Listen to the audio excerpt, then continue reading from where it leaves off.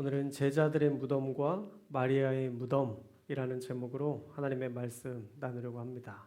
먼저 영상 하나 보려고 하는데요. 예수님의 부활이 어떤 의미인지 우리가 한번 살펴봤으면 좋겠습니다. 소리 좀 키워주시고요.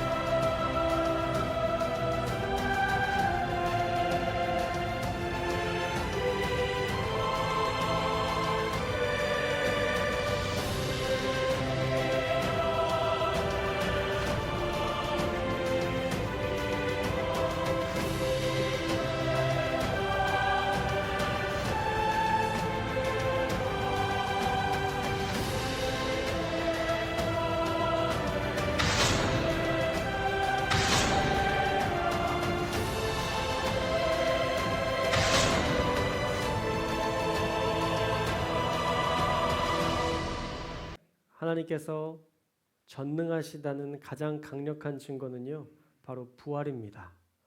사실 그 누구도 죽음을 이길 수는 없거든요. 알라딘이라는 영화를 보면요, 진이라는 램프의 요정이 알라딘에게 모든 소원을 다 세 가지는 들어주겠다라고 얘기합니다. 그런데 모든 것을 다 해줄 수는 있지만 누군가를 사랑에 빠지게 하거나 죽은 사람은 살릴 수 없다라고 제안하죠. 아마 그 영화 작가도 진이라는 무한한 능력자에게도 한계가 있음을 선정하는 데 있어서 사랑과 죽음을 뛰어넘을 수 없다는 한계로 선정했던 이유는 사랑도 어렵고 죽음도 극복할 수 있는 일이 아니라고 믿었기 때문일 것입니다. 누구나 죽는다. 죽음은 그 누구도 이길 수 없다. 이 일상생활의 공식, 어쩌면 불변의 진리를 우리 예수님께서 완전히 무너뜨리신 사건이 바로 이 부활 사건이라는 것입니다. 할렐루야.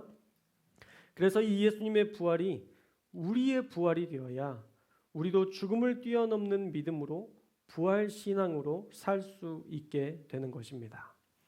그런데 이 부활을 맞이하는 자세가 다 다릅니다.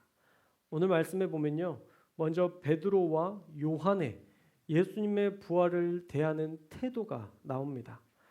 저는 이 자세를 제자들의 무덤이라고 명칭했는데요. 예수님의 무덤에 예수님의 시체가 없다고 마리아가 울면서 말하니까 베드로와 요한은 경쟁적으로 뛰어가서는 무덤을 확인합니다.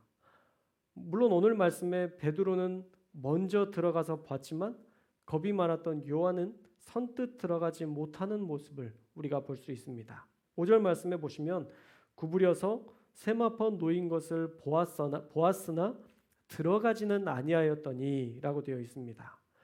그런데 8절 말씀에 보시면 무덤에 들어갔던 다른 제자도 들어가 보고 믿었다라고 말합니다. 결국엔 다시 들어가서 보긴 본 거죠. 예수님을 대하는 태도가 달라 보이는데 사실은 태도가 다른 것이 아니라 성격이 다른 겁니다. 베드로는 급한 성격이어서 물불 안 가리고 저지르는 스타일이고, 요한은 너무 조심스러워서 꼭 해야 할 타이밍을 놓치는 그런 성격의 차이였던 것이죠. 그런데 둘 다 무덤을 대하는 태도는 같았습니다. 그들은 예수님의 시체가 사라졌다는 것을 알고는 어떻게 했나요? 우리 10절 말씀을 함께 읽겠습니다. 10절 말씀 시작. 이에 두 제자가 아멘. 여러분이라면 부모님의 시체를 잃어버렸다면 이렇게 그냥 돌아가실 수 있겠습니까?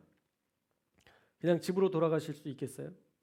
경찰서에 신고하고 팜플렛 만들어서 여기저기 붙이고 아버지 키는 얼마, 어머니 키는 얼마, 생김새는 어떻고 다양한 인상착의를 제시하고 붙여놓고 저희 부모님의 시체를 찾아주신다면 살해하겠습니다.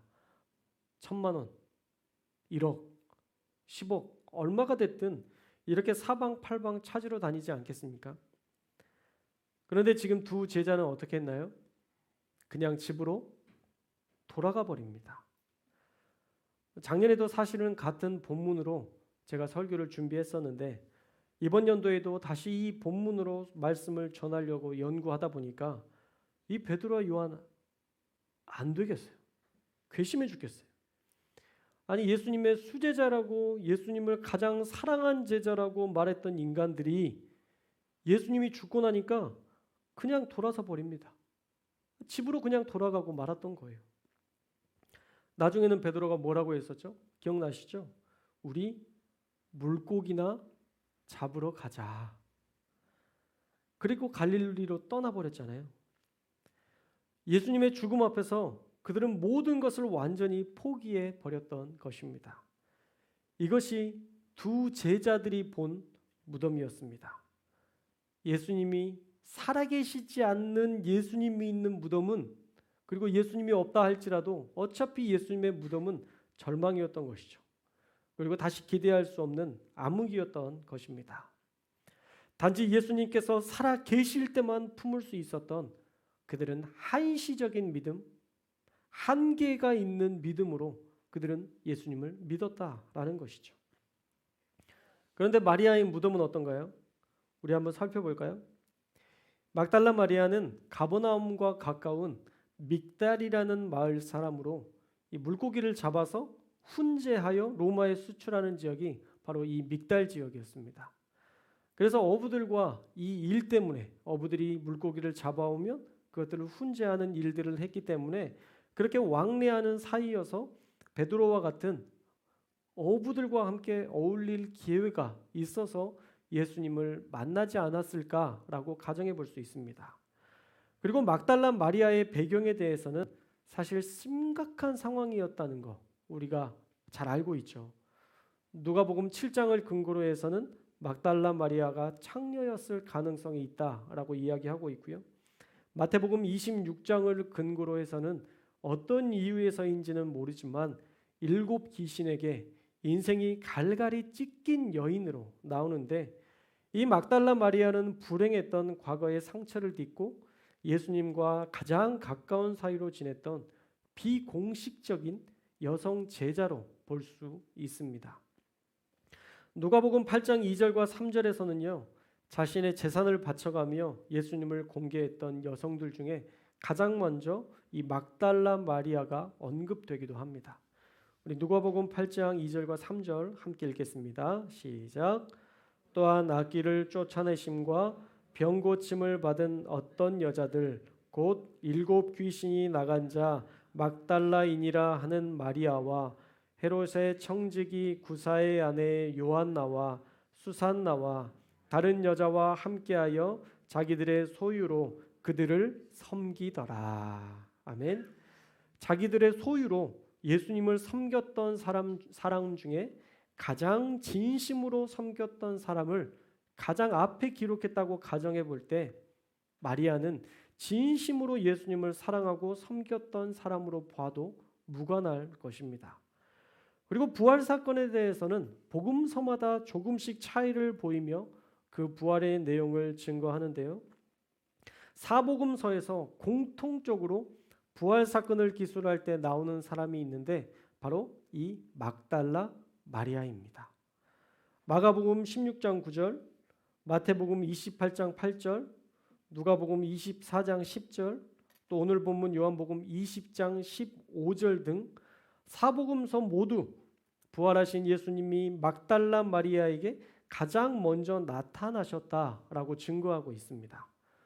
그런데 이것이 굉장히 중요한 의미가 있어요.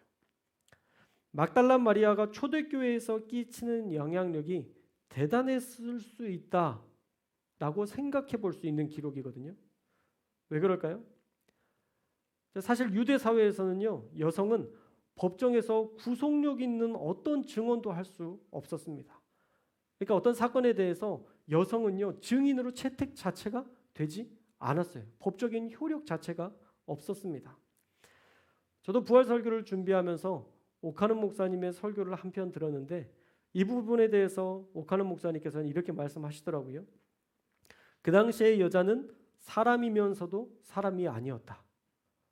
얼마나 여자의 인권이 없었는지 아시겠죠? 아무리 옳은 말을 해도 여자 말은 안 듣기로 작심을 한 시대였다라고까지 표현을 합니다. 그만큼 여자의 존엄성이 땅에 떨어져 있는 시대였는데 모든 복음서에 부활의 증인으로 막달라 마리아를 증거로 세웠다는 것은 어쩌면 오카는 목사님의 말씀대로 이건 무모한 결정이었다라고 말할 수도 있습니다. 그런데 막달라 마리아가 아니면 예수님의 부활의 초기의 모습을 증언할 사람이 없었기 때문에 이 막달라 마리아가 등장할 수밖에 없었다라고 생각해 볼 수도 있는 것이죠. 마리아만이 부활의 확실한 증인이기 때문에 마리아의 증언을 강력한 증거로 채택할 수밖에 없었을 것입니다. 또 초대교회에서 마리아는 이 막달라 마리아가 차지했던 여인의 비중이 엄청났기 때문에 사복음서에서 다 등장했을 수 있다는 것이죠. 자, 여러분 잘 보세요. 예수님께서 부활하신 후에 자신을 최초로 보여준 사람이 베드로가 아니라 요한이라 아니라 누구였다고요? 막달라 마리아였다는 거예요.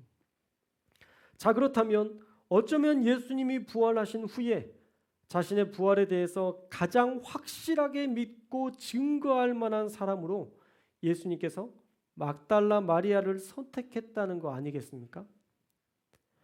그런 사람이었으니 초대교회에 영향력을 끼칠 수 있는 여인으로 분명히 인정받았을 것이고 기록에 나와 있지는 않지만 여자들의 인권이 전혀 그 당시에는 존중받지 못했기 때문에 초대교회의 그 안에 이 막달라 마리아에 대한 기록은 나와 있지 않지만 그녀에 대한 분명한 믿음의 고백이 이렇게 부활의 확실한 증거로 사복음서에 나타났으니 그 여인이 끼치는 초대교회의 영향력은 아마 베드로와 요한 못지 않을 수 있을 것이다 라고 어떤 신학자들은 이야기합니다. 두 제자들이 본 무덤은요, 절망이었지만 마리아가 본 무덤은 소망이었고 사랑이었습니다. 마리아는 죽어도 예수님을 보내지 못하겠다는 심경으로 그 안식일 첫날 그 새벽에 예수님을 찾아간 겁니다. 시체가 사라진 뒤에도 두 제자가 돌아간 뒤에도 막달라 마리아는 울며 불며 예수님을 찾았던 여인이었습니다. 막달라 마리아의 예수님에 대한 사랑은 이념적인 사랑이 아니라 예수님 그 자체에 대한 사랑이었어요. 예수님 자체가 시신이 되었어도 그것을 예수님이라고 믿었던 사랑이었고요. 시신이 된 예수님에게도 여전히 표현할 사랑이 남아 있었던 진심으로 예수님을 사랑했던 여인이었습니다.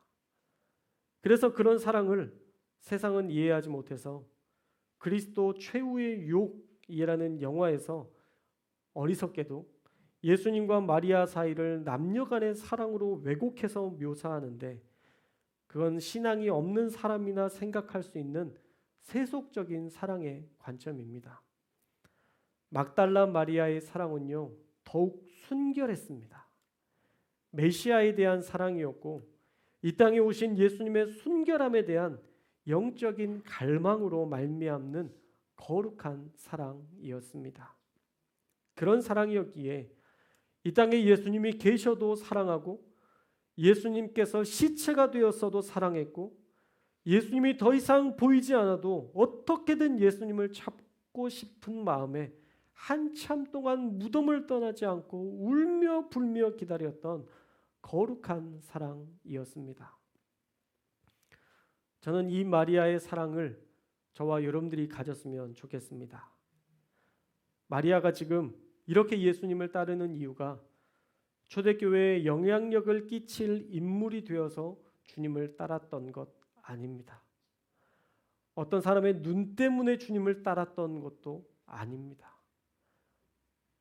언젠가 내가 성경에 기록될 인물이 되기 위해서 따랐던 것도 아닙니다. 자기가 제일 먼저 무덤에 갔다는 것을 자랑하고 싶어서 무덤에 갔던 것도 아닙니다. 그저 사랑하기 때문에, 그저 우리 예수님의 무덤이라도 보고 싶은 마음에 유대교의 감시와 로마의 감시에도 그들이 엮어서 자기를 죽일 수 있다는 것을 알아도 그저 사랑해서 예수님을 따랐습니다. 마리아의 무덤은 예수님이 거기 계시기에 그곳조차 사랑할 수 있었던 진실한 사랑이었습니다. 여러분은 어떠세요? 고난주간에 예수님의 고난에 동참하며 사셨습니까? 혹시 부활의 주님만 기다렸던 거 아니실까요?